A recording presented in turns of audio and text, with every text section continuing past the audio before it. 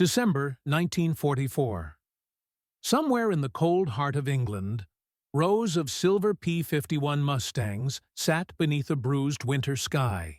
Frost clung to their wings, exhaust pipes shimmered faintly in the morning chill, and mechanics worked in silence, breath fogging the air, tools clinking against metal. The war had entered its hungriest phase, and at high altitude, where the air thinned and engines gasped, American bombers were still dying faster than they could be replaced. One of those mechanics, sleeves rolled, fingers blackened with oil, stared at a tangle of wires inside a Merlin engine cowling. He wasn't following the manual. What he was about to do wasn't authorized, wasn't approved, and, if discovered, could cost him his career. But he'd seen enough pilots limp back half alive to know the problem wasn't courage. It was power. So he pulled a length of wire from a grounded aircraft, bridged 2 points on the boost control, and stepped back. A quiet click, a spark, the faint hum of an idea that would soon change everything, and make the P-51 Mustang untouchable above the clouds. By late 1943, the skies over Europe had become a graveyard of ambition. Every daylight mission flown by American bombers carried a near-suicidal risk. B-17s and B-24s, proud symbols of industrial might, were being torn apart by German fighters before reaching their targets. The 8th Air Force needed an escort that could fly farther, climb higher, and fight longer than anything yet built. That answer would arrive in the form of the P-51 Mustang, sleek, fast, elegant, and deadly. But even perfection, it seemed, came with flaws. The Mustang's arrival had already changed Allied strategy. With the British Rolls-Royce Merlin engine fitted into its frame, it became a machine capable of matching the Luftwaffe's best. At medium altitudes, it was flawless, agile, reliable, and armed with 650 caliber Brownings that could shred anything in their path. Yet as the war pushed higher, literally into thinner air, an invisible enemy emerged. Above 25,000 feet, the Mustang's performance faltered. Pilots reported that engines sputtered, power dropped sharply, and the aircraft lost the edge that had made it so feared. At those heights, the air thinned to the point where combustion itself became uncertain. The Merlin V-Bahn 1650 engine relied on precise fuel-to-air ratios to maintain power, controlled automatically by its boost regulator. The system worked, in theory, but under combat stress, cold and rapid throttle changes, the automatic boost cut in too conservatively. It prevented overboosting and engine damage, but also robbed the Mustang of critical horsepower when pilots needed it most.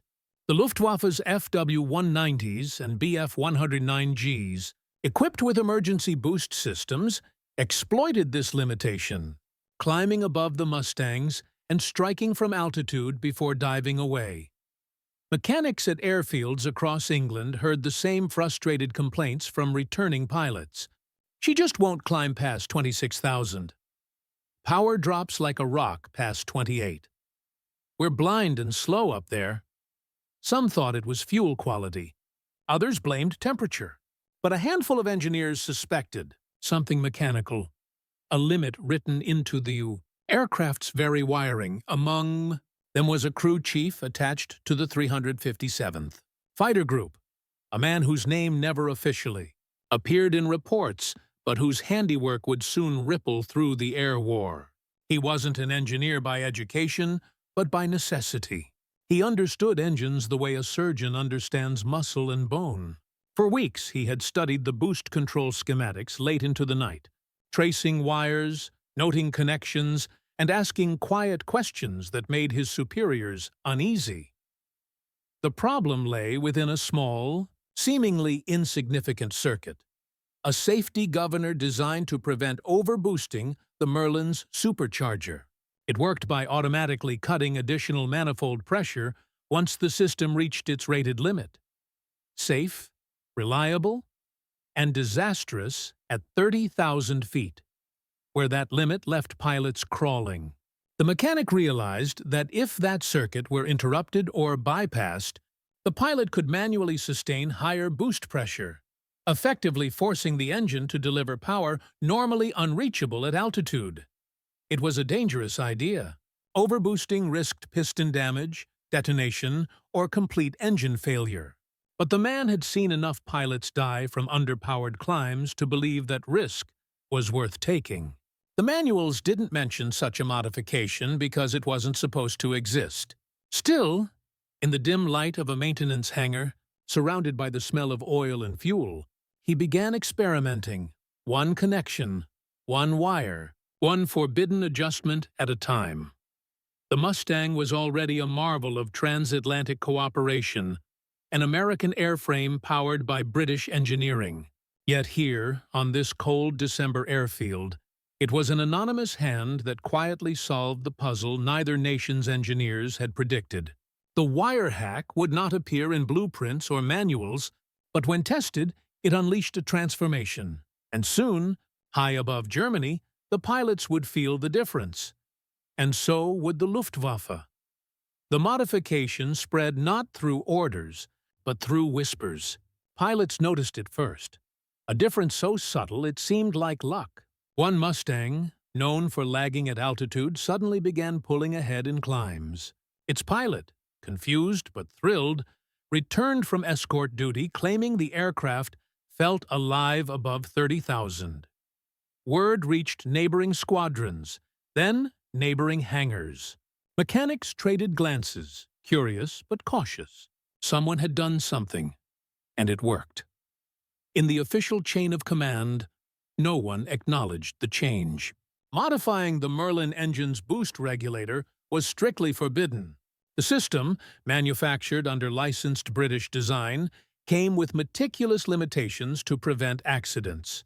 But at forward airbases, far from factory floors and drawing boards, desperation often outweighed regulation. The bomber crews flying into Germany needed cover, and that cover needed power. The mechanic responsible never filed paperwork, never left written instructions. Instead, he taught others quietly. A hint here, a gesture there. Bridge this wire with that one, he'd murmur. Just a temporary connection. It wasn't a complex reconfiguration. It was a single bypass linking the boost governor's control wire directly to the throttle circuit. The result allowed the pilot to override the automatic limiter and manually hold boost pressure higher, forcing the engine to deliver additional power. It was dangerous, yes, but in combat, danger was the default. When the first modified Mustangs took off, their behavior stunned even experienced pilots. At 32,000 feet, where the Merlin usually wheezed and stumbled, the engine now roared with new life. The aircraft climbed faster, turned sharper, and retained thrust long past its supposed ceiling. The pilots could finally meet German fighters on equal terms, even chase them higher, into altitudes once reserved for Luftwaffe advantage. Air combat at high altitude was brutal and impersonal. Pilots fought in thin, freezing air, where a single burst could decide everything. The Luftwaffe, relying on height advantage, often initiated attacks from above. But now, Mustangs equipped with the mysterious wire job began reversing that dynamic. German aces who once dove with impunity suddenly found American fighters rising to meet them head-on. Reports from bomber groups reflected the shift. Loss rates began to decline. Crews returning from long-range missions noted Mustang formations holding position longer and higher than ever before.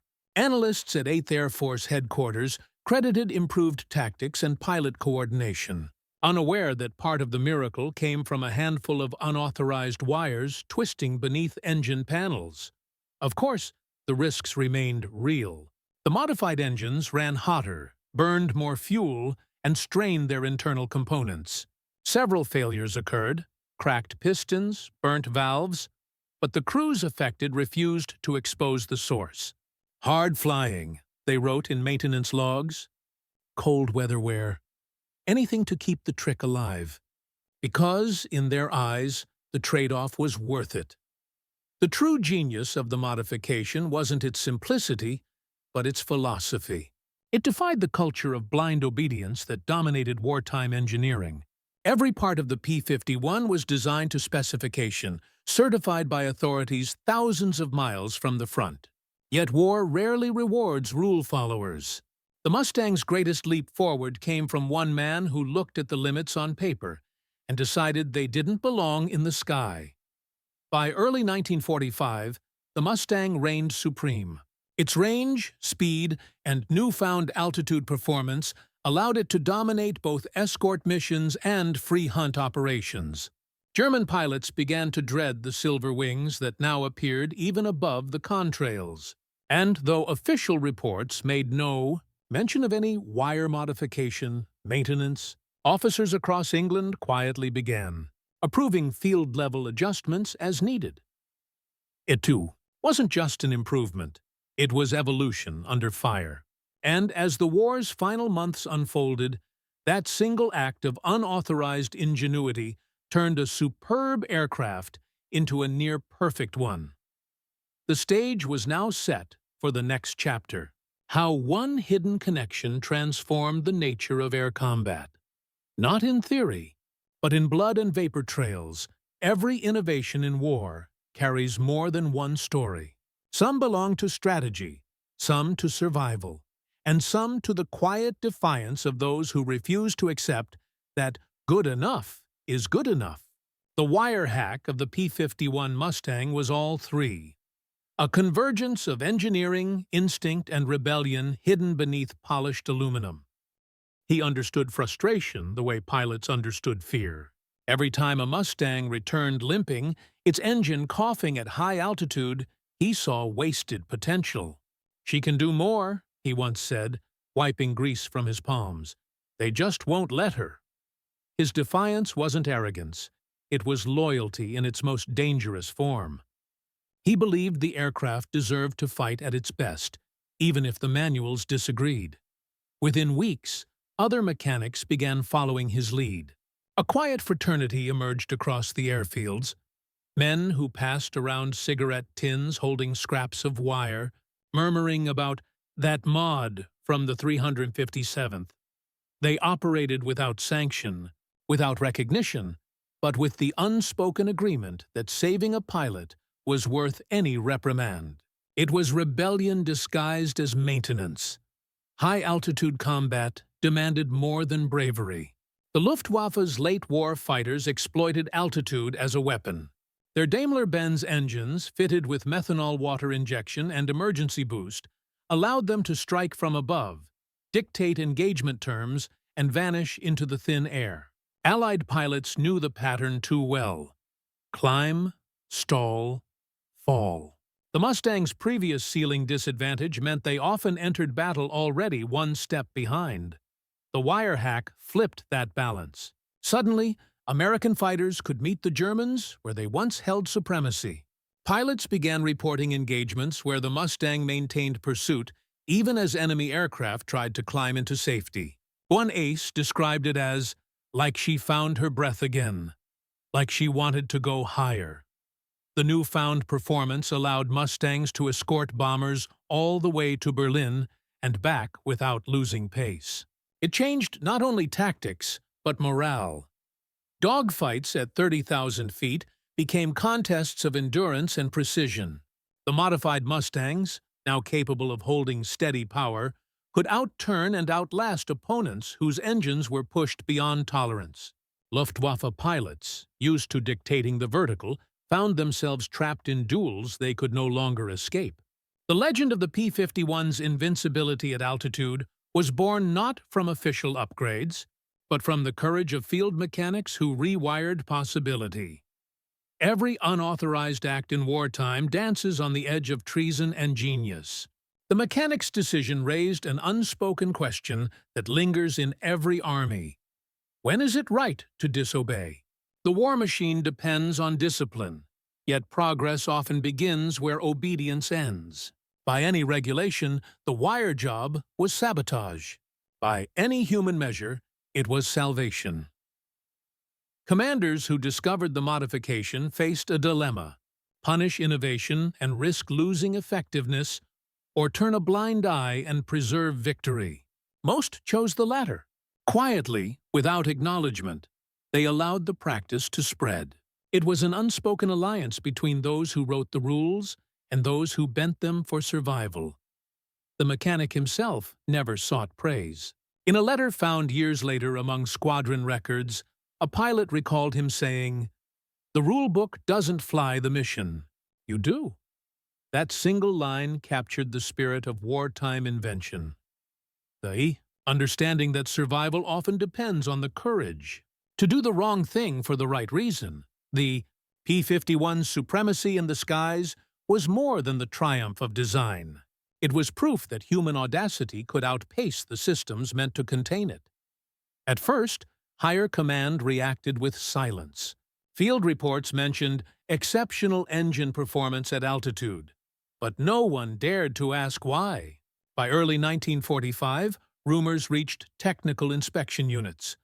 Whispers of unauthorized field alterations improving boost response. Normally, that would trigger an investigation.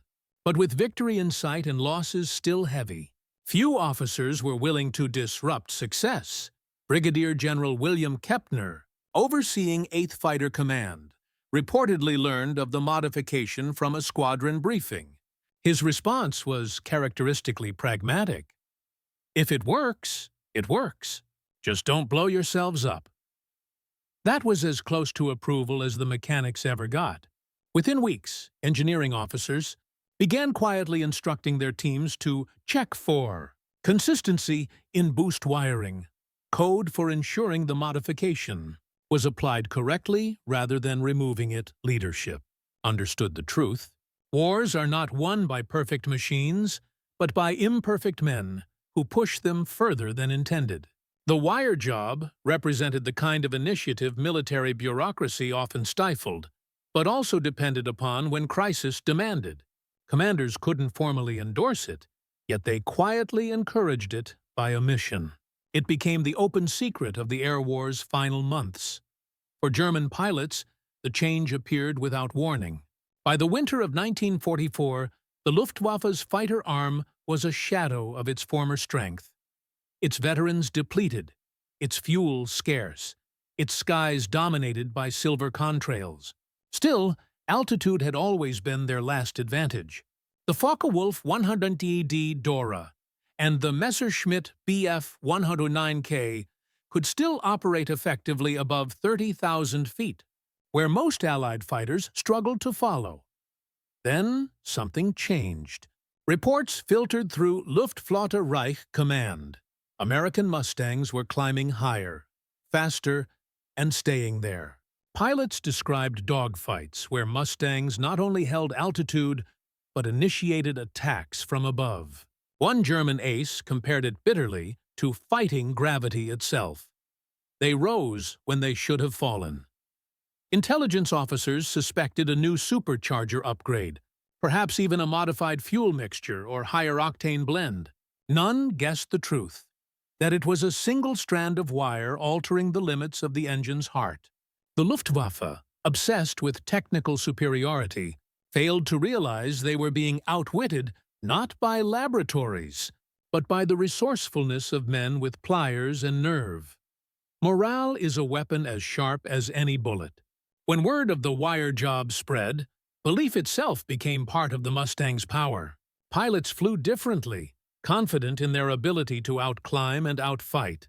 "She'll take anything you give her," they said, trusting their machines and the unseen hands that made them better. That confidence radiated across missions. Escort formations that once flew cautiously now roamed freely, daring the Luftwaffe to engage. Bomber crews, long haunted by the sight of enemy fighters diving from the sun, began to relax when Mustangs appeared above them. Not beside, but above. The symbolism mattered as much as the performance. For the first time, the Americans owned the high sky. Even German radio chatter reflected the shift. Pilots began referring to Mustangs as Höhenjäger, altitude hunters. The fear was psychological, but fear itself is a weapon. History celebrates invention, but rarely the disobedience that births it. The wire hack occupied a moral gray zone that engineers and officers still debate. It risked mechanical failure, endangered pilots, and violated strict maintenance law. Yet it also saved lives, reduced losses, and helped secure air dominance over Europe. Was it right? The question haunted post-war discussions. Some engineers condemned it as reckless tampering, while veterans defended it as battlefield necessity. One mechanic later reflected, "When you're fixing planes that carry 20-year-olds into flak and fire, the manual becomes a suggestion." That sentiment reveals a truth at the core of warfare. Innovation thrives not in safety, but in desperation. Rules keep systems functioning. Defiance keeps men alive. The unauthorized wire represented that delicate balance between duty and daring, between regulation and instinct. After the war, military engineers quietly studied the field modifications made during combat. Among them, the Mustang's wire job became a case study in adaptive design. Proof that rigid systems must allow for human judgment. It influenced later aircraft philosophies, emphasizing pilot-controlled boost, manual overrides, and flexible engine mapping. The Cold War's first jet fighters, like the F-86 Sabre and MiG-15, carried traces of that lesson. Power that could be controlled, not dictated, though never officially recorded. The wire modification became a ghost in the Mustang's legacy. Restoration experts occasionally find unusual bridge marks or spliced circuits in original wartime aircraft, silent evidence of the ingenuity once hidden beneath their panels. Museums often restore them to factory condition, erasing the very trick that made them legendary. But among veterans and historians, the story persists. An unspoken reminder that victory is sometimes wired in secret. The Mustang became a symbol of mechanical perfection, yet its greatest triumph came from imperfection. A flaw corrected not by engineers, but by a man who dared to cross the line between rules and results. And as 1945 approached, that invisible modification would face its ultimate test.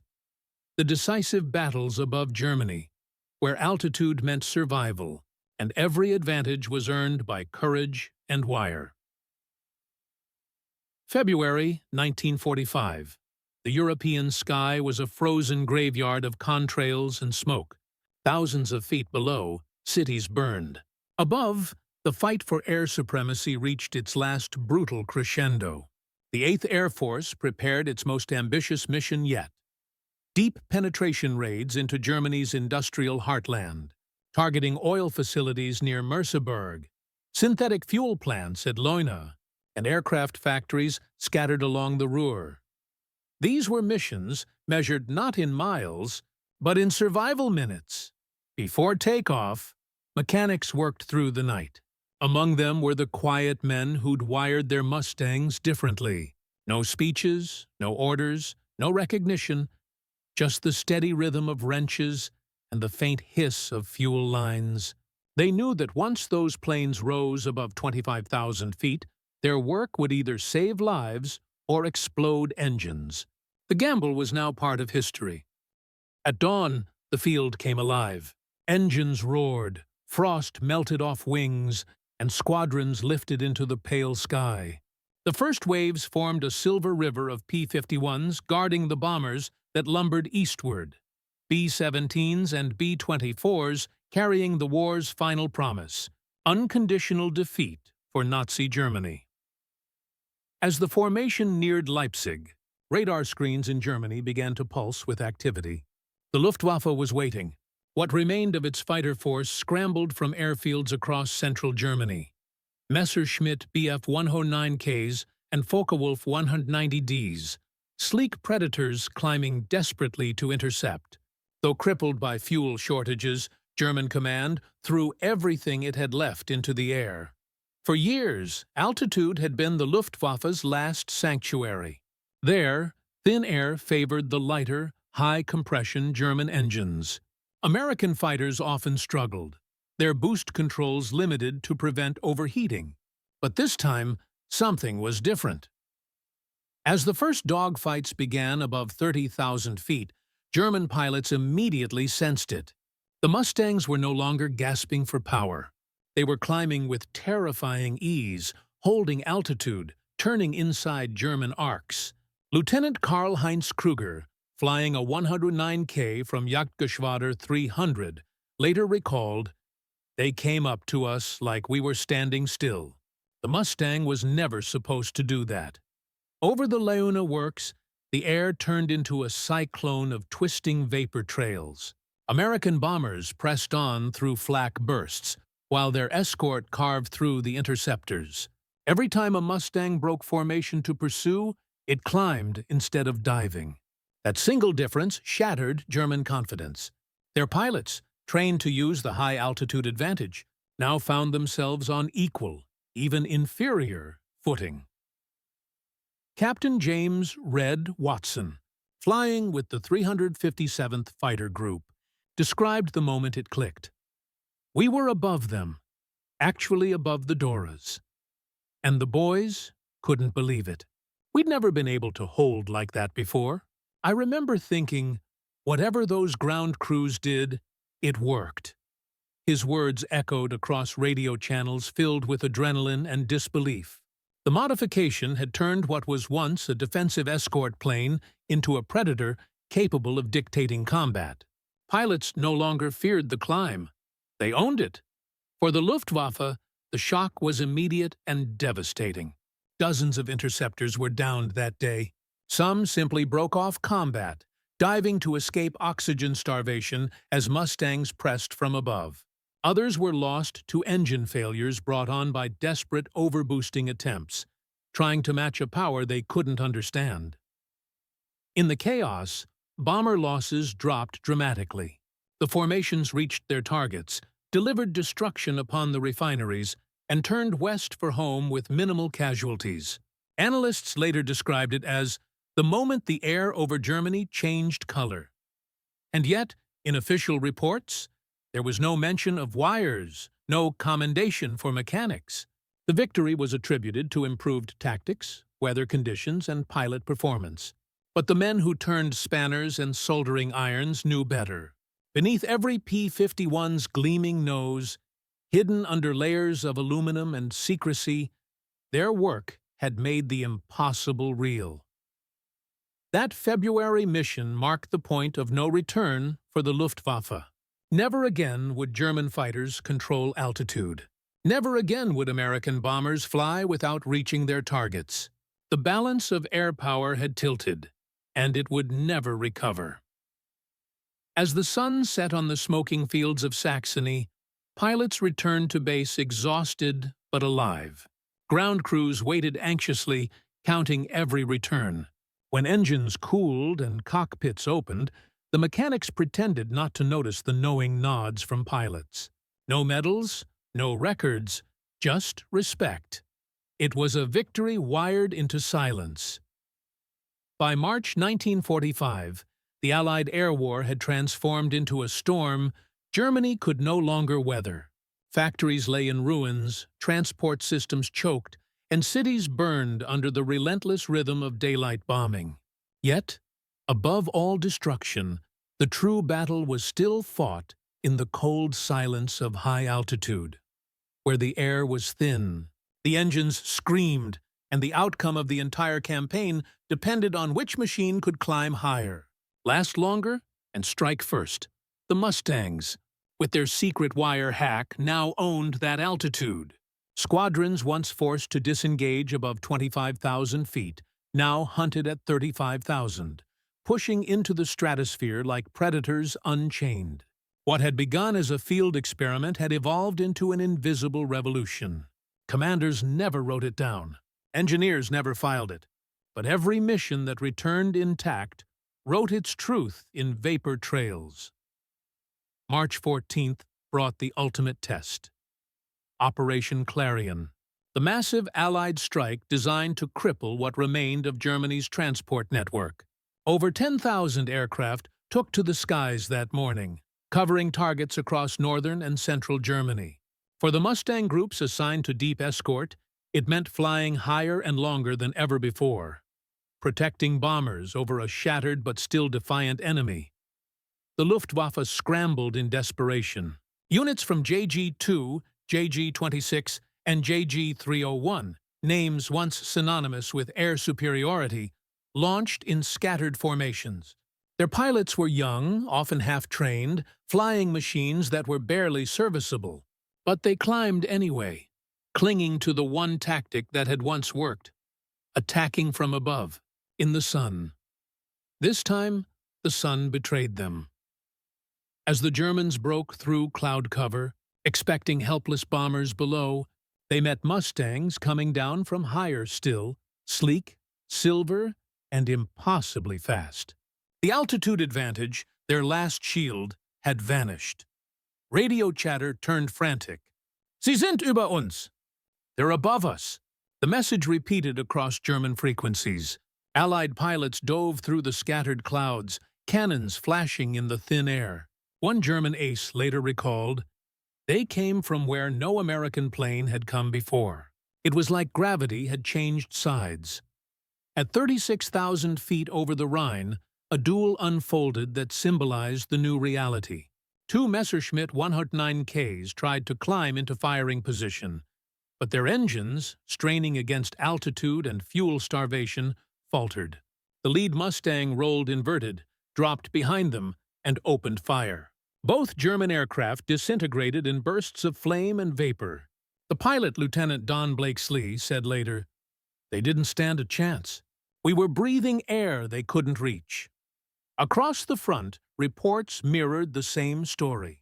Luftwaffe interceptors were being destroyed before they could engage. Bomber streams reached their targets untouched, their escorts slashing through opposition like wolves among lambs. The 8th Air Force lost fewer aircraft that week than in any comparable month of the war. The results stunned Allied intelligence analysts. Charts that once plotted losses and fuel consumption now showed curves that bent upward. Survivability, efficiency, kill ratios, all rising sharply, almost inexplicably. It was as though the Mustang had evolved overnight. In truth, evolution had come from human hands, not design committees. Somewhere between a wrench turn and a solder point, one mechanic had changed physics, or at least bent it in America's favor. The consequences rippled beyond numbers. The Luftwaffe's remaining pilots lost faith. Intercept missions dwindled as confidence broke. Many squadrons, faced with overwhelming altitude dominance, chose to preserve fuel rather than die in unreachable skies. By April, German command effectively ceased all large-scale air resistance. In the airfields across England and France, the men who had started it all kept working. They received no commendations, no official acknowledgement, just another day's assignment. But word spread informally, from one squadron to another, across wings and commands, of the nameless mechanic whose unauthorized wire had tipped the scales of air supremacy. He remained anonymous, swallowed by the machinery of war. Yet every pilot who returned alive owed something to that risk.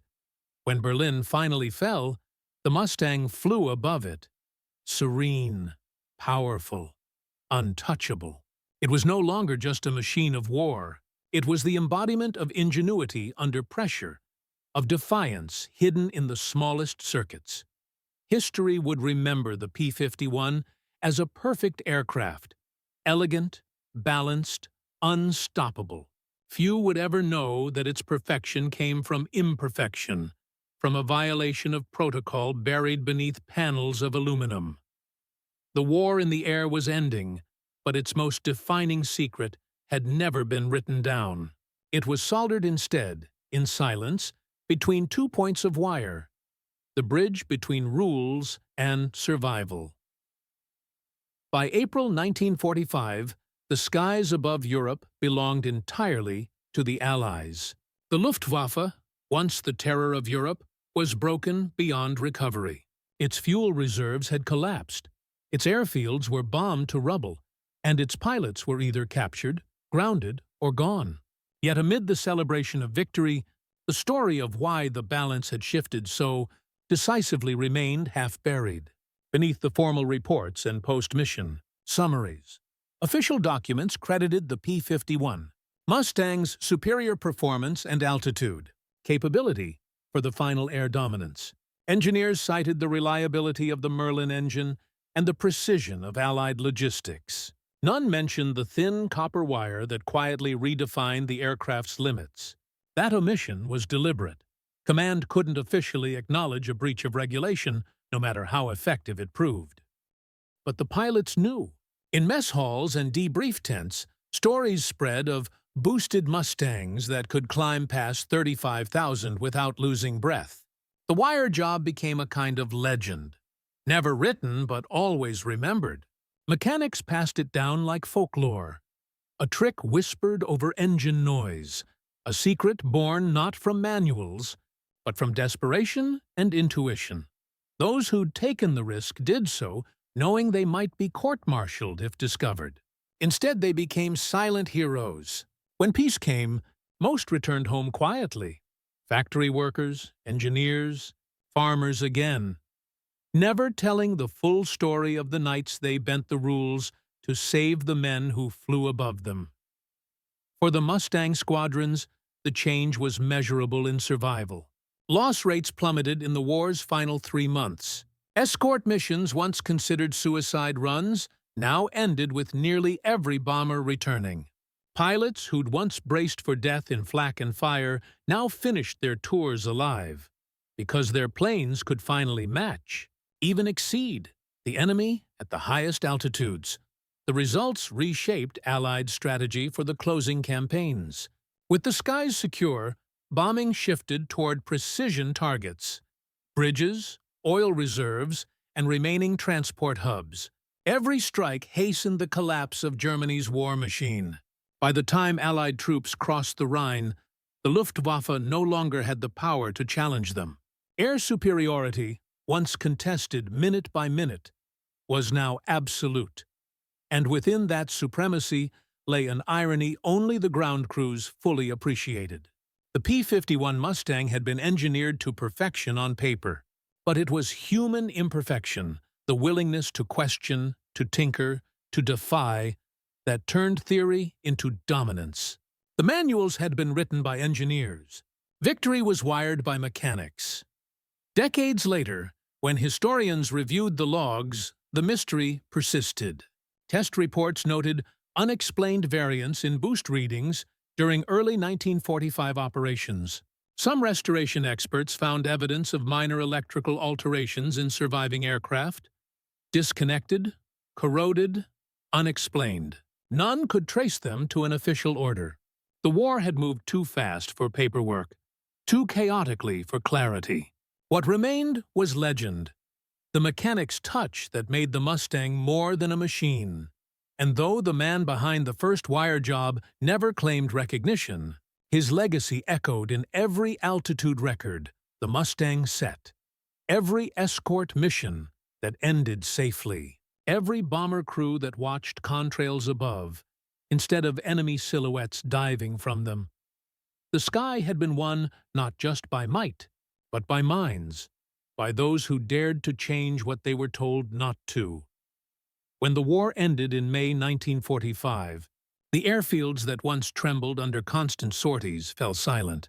Rows of Mustangs stood under the pale European sun, their wings streaked with oil, their fuselages dented from months of relentless service. Crews began dismantling tents, rolling up cables and preparing for the long journey home. The noise of engines gave way to the quiet rustle of paperwork and goodbyes. But in that stillness, the story of one small act of defiance continued to hum beneath the surface. The U.S. Army Air Forces launched extensive post-war evaluations of every major aircraft used in Europe. Teams of engineers and analysts combed through reports, measuring data, investigating fuel efficiency, and cataloging the mechanical condition of each machine. When they reached the P-51 squadrons, they found inconsistencies, unusual patterns in boost pressure logs, higher-than-rated manifold readings, unexplained improvements in climb performance. None of it matched official specifications. Some investigators suspected field tampering. Others, reluctant to tarnish the Mustang's spotless reputation, filed the anomalies under pilot technique variation. In truth, no one wanted to open a bureaucratic wound that might challenge the myth of the perfect machine. The wire remained a secret, buried beneath layers of formality and forgotten hangars, yet the mechanics didn't forget.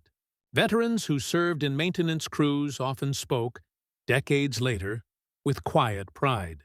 They remembered how the modification began not with ambition, but with frustration, watching pilots risk their lives in underperforming aircraft while knowing the solution sat within reach. It wasn't heroism, one former crew chief said years later. It was common sense nobody wanted to hear. In time, aviation historians began to trace whispers of the story. Restoration experts, inspecting wartime Mustangs for museums, occasionally discovered faint scorch marks or bridged connections in boost circuits, clues that something unofficial had once lived inside those panels. It was never documented, never ordered, but it had been real. And for those who knew what to look for, it told a story more powerful than any medal. As jet technology emerged in the late 1940s, many of the lessons learned from the Mustang carried forward. Engineers began designing systems with more flexible control, adjustable boost regulators, pilot override options, and modular wiring that could be adapted in the field. The war had proven a truth that technology alone could not teach. The best machines are those that trust the men who maintain them. By the time the last operational Mustangs were retired from U.S. service in the early 1950s, the wire hack had already become a ghost. Unrecorded, but legendary. Pilots still spoke of their aircraft with reverence, calling her the plane that made heaven reachable. For many, that wasn't metaphor, it was literal. When museums and collectors restored surviving P-51s, they returned them to pristine factory condition, removing every trace of unauthorized history. The engines gleamed, the wings shone, but the secret stayed erased. Only those who knew the war's rhythm could sense what was missing. That faint, improvised heartbeat of wire and willpower. It is said that innovation often hides in the smallest spaces, between 2 points of copper, between regulation and rebellion, between survival and loss. In 1945, it hid inside the Mustang, waiting for a man with enough nerve to break a rule and save a sky. The legacy of that moment lived on, not in manuals or museums, but in the invisible current of every machine that followed, proof that sometimes the greatest victories in war are soldered, not signed. History rarely remembers the smallest hands that shape its outcome. The story of the P-51 Mustang's wire hack is not found in museums or military archives. It lives instead in whispers, in the quiet respect passed between mechanics and pilots who knew that courage isn't only measured in combat. Sometimes it's measured in the seconds before breaking a rule that might save a life. That single act, bridging 2 points of copper in defiance of protocol, became more than an engineering shortcut. It symbolized the essence of human innovation under pressure, the refusal to accept limits when the stakes are survival. The mechanic who bent the rule did not seek fame or promotion. He acted on instinct, guided by the unspoken truth that in war, perfection comes not from obedience, but from understanding. The P-51 Mustang became immortal, not only because it was fast, agile, and powerful, but because it represented what happens when man and machine meet halfway, when knowledge meets courage, and courage meets necessity. Every contrail drawn across the European sky in 1945 carried that lesson, that even in a world governed by orders, progress is born from risk. And in the silence that followed victory, the legacy of that hidden wire lived on. A faint hum beneath the surface of history, connecting one generation of innovators to the next. The Mustang's legend endures not just as a symbol of American engineering, but as a monument to those who dared to touch the untouchable, who looked at a flawless design and saw, instead, room for more. In the end, wars are not won by machines alone. They are won by minds unafraid to question them.